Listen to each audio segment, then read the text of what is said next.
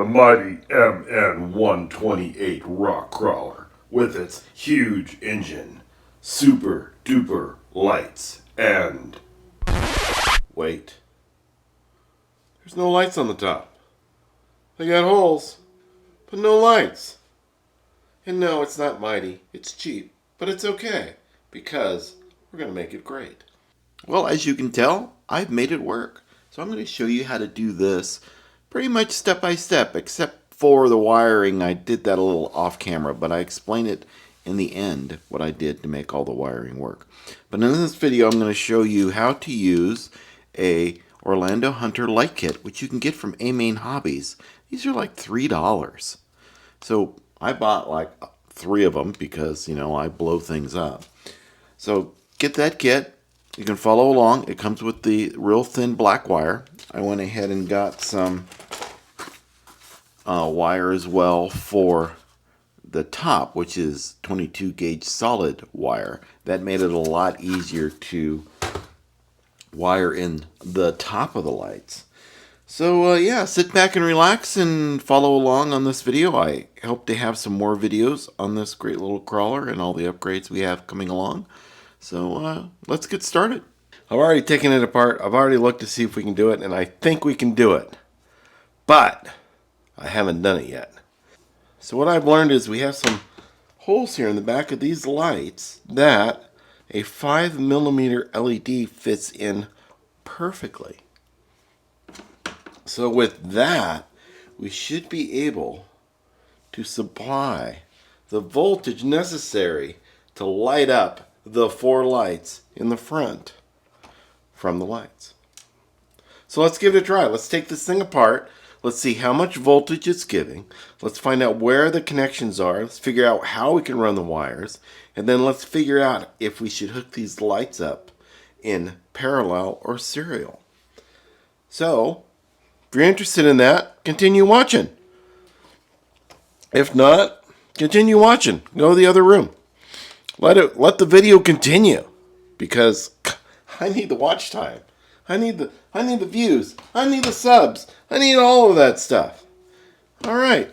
Underneath the mighty MN128 rock crawler, there are 6 screws that you need to remove. The first 4 screws are located here. We've got 2 screws here next to the shocks. And then we have 2 screws here next to those shocks. So those screws are way down in there. Here's one thing I've learned with Phillips screwdrivers. You want to have one that has a blunt end on it, not a sharp end. Alright, let's turn this thing off and get to town. We'll take out these screws here first. Alright, I got that. I got these 4 out. Let's work on those other 2. We look way down in those crevasses. We can see the screw right there. That's the one we want to remove. Way down there. It's at the bottom. Right against the body. See? Yeah, and you thought it was the other one. No, it's that one right there.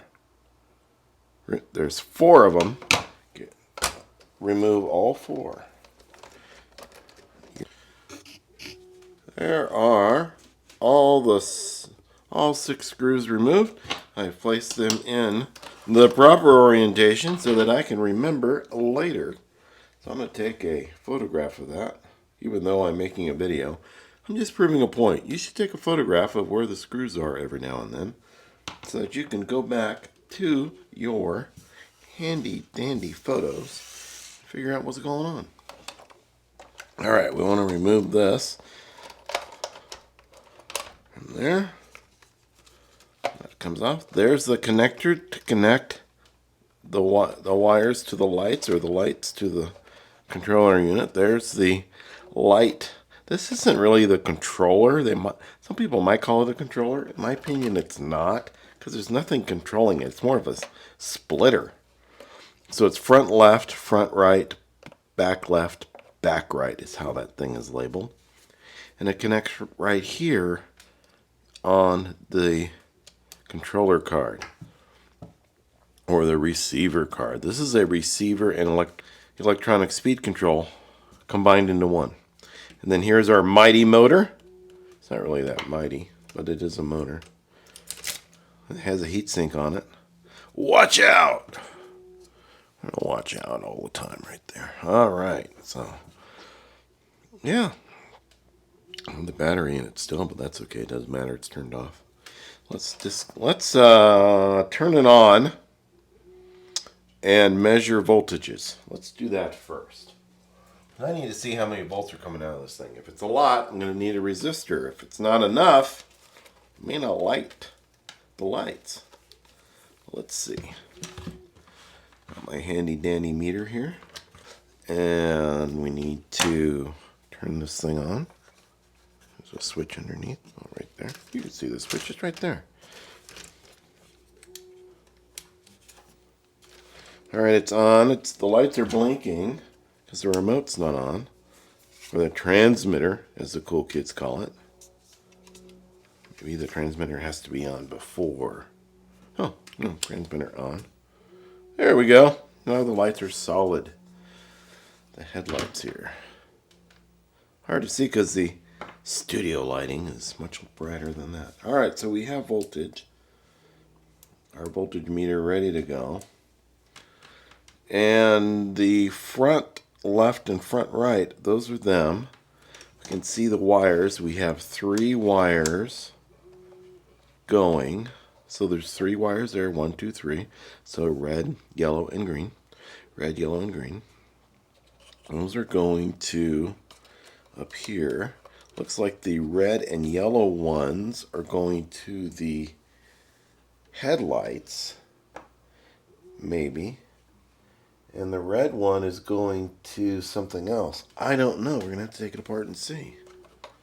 Is it easy to take apart? Of course it's easy to take apart. What do we got? We got LEDs galore. I can't tell what's what. Okay. Oh, look at that. We got one way up here that isn't on. Or wait, yeah, down low. So that one is, I hit the, whoa, don't go anywhere, come back. If I hit the light switch button, see the lights go out, hit it again, they turn on. Okay, that must be the turn signal. There it is, see? Turn signal turned on. Let's get it so the camera can see it. There. So that's the turn signal up top. Okay, progress. Let's measure voltages. We have red and yellow.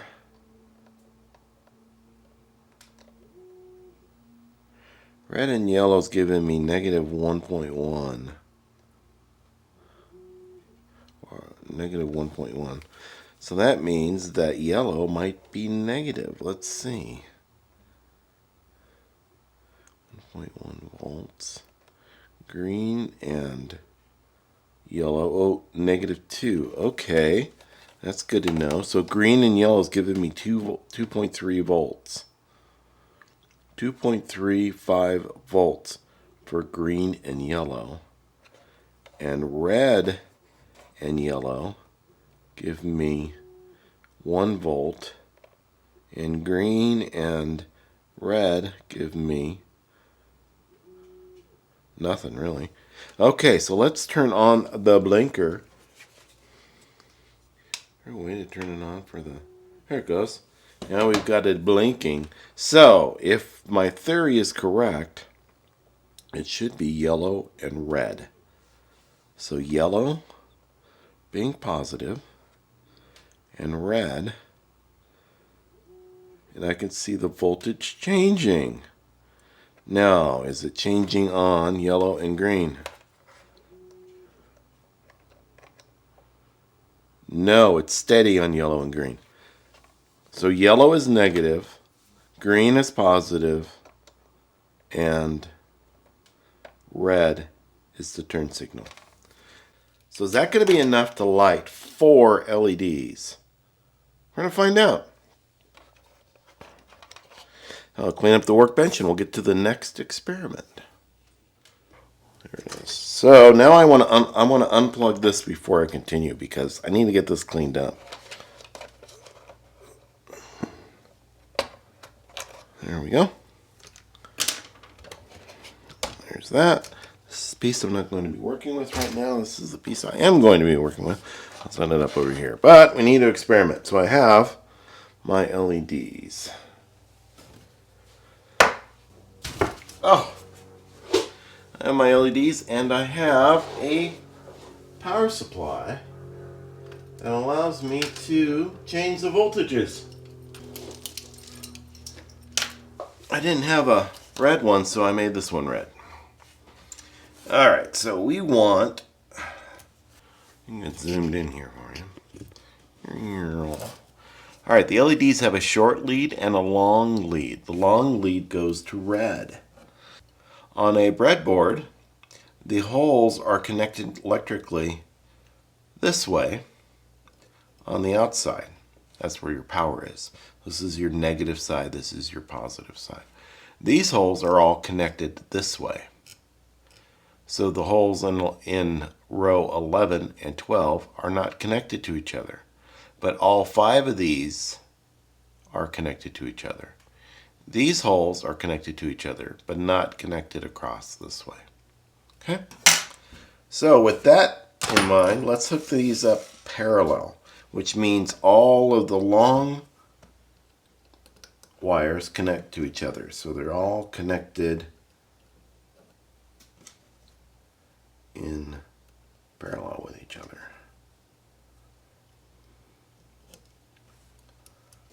We'll connect our thing, so we'll connect the red one to the red side, and we'll connect the black one or to the black side. Okay, so because these holes are all connected this way, that means this side's connected to red, all that side's connected to black. We'll hit the output button on the, and voila, we have lights. Lights are lighting. Look at that. Okay, so they're all lighting. One of the things that people say on the internet, which we know has got to be true, because I'm on the internet, I'm true, is when you connect lights in parallel like this, you're going to get variances in brightness on the lights. And yeah, but who cares? It's a cheap car. The other advantage to connecting these lights in parallel is that if one light goes out, the other 3 stay lit. When connecting them in series, one goes out, they all go out. Like the old Christmas tree lights. They're connected in series. So I hit the output button, turn that off, and let's connect these in series. So I'm going to go red to red, or red on that side, or long. You rephrase that. I want to go to the long, I want the long ones to be in the holes on the left. So long holes on the left. And this is connecting these in series. So I'm connecting this light, the positive lead, to the power supply. The negative lead goes to the positive lead on that one, and vice versa all the way down. So I'm positive that that one is red, and I'm pretty sure that this one is negative. So we will hit the button again, the output button, and we have no lights even though we're supplying enough voltage. Let me increase the voltage until we get lights. So we'll go to full volts.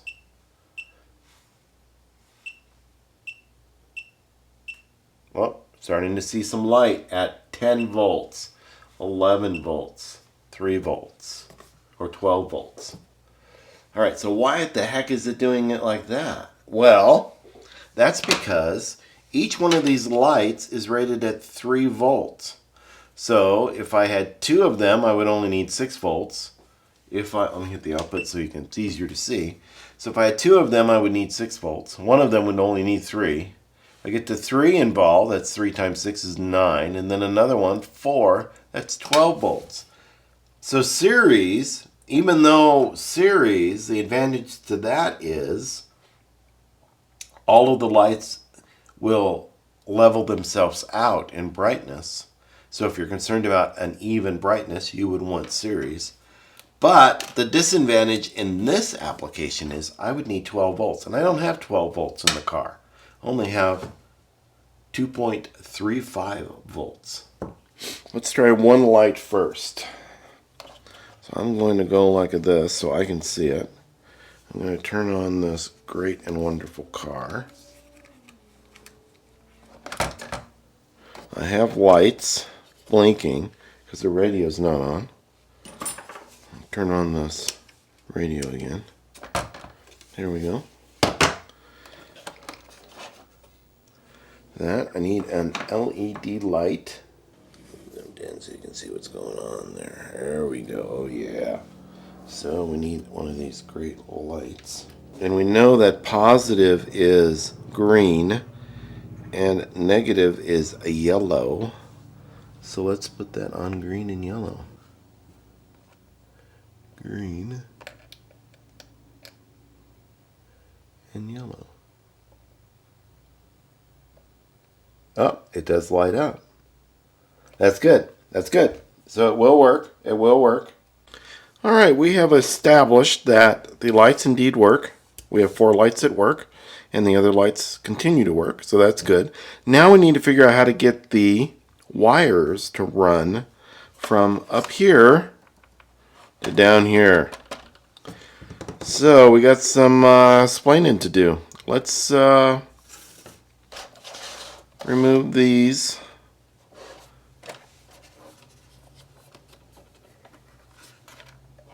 Let's see. I only need to remove these 2. We'll see if that's enough to get the interior out.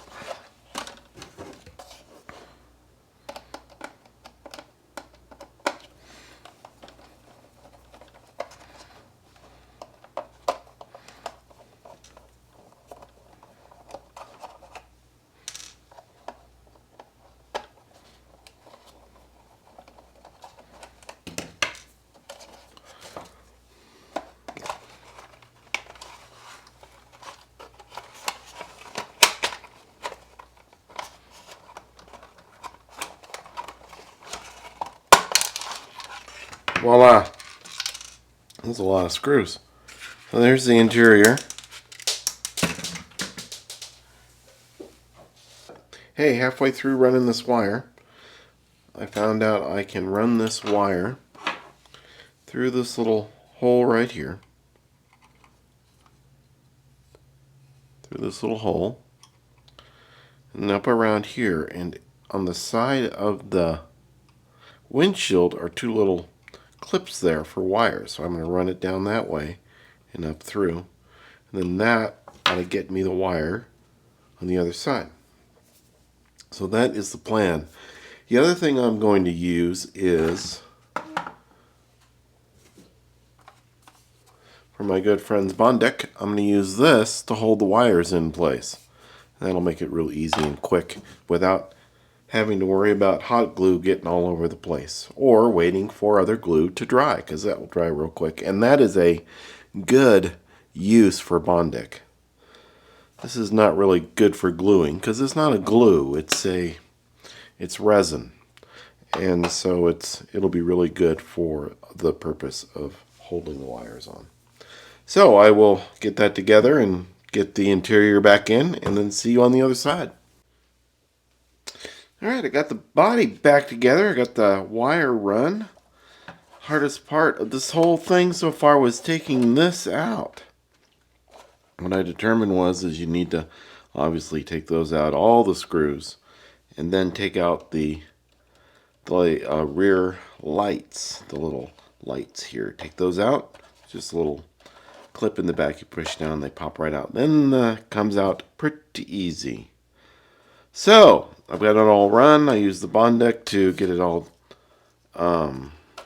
in place so you can't see it inside the body. See? Pretty good, huh? And ready to wire up. I'm going to wire the going to make the main connection up here to this front light because it's a lot easier to solder to that. And more importantly, if I do have to take this apart again for any reason, I don't have this connected directly to this. I can unplug all of this stuff if I want to. So yeah, it'll be a little bit cleaner. So I'm going to get started on that, and yeah. So I will bond deck these into this, wire them up in parallel, and away we go. That's the idea. Wiring is all done. I have it all complete. I have it all finished. It's all great. I didn't show you how to wire it because, well, it wasn't very fun to video it, and it wasn't fun to wire it.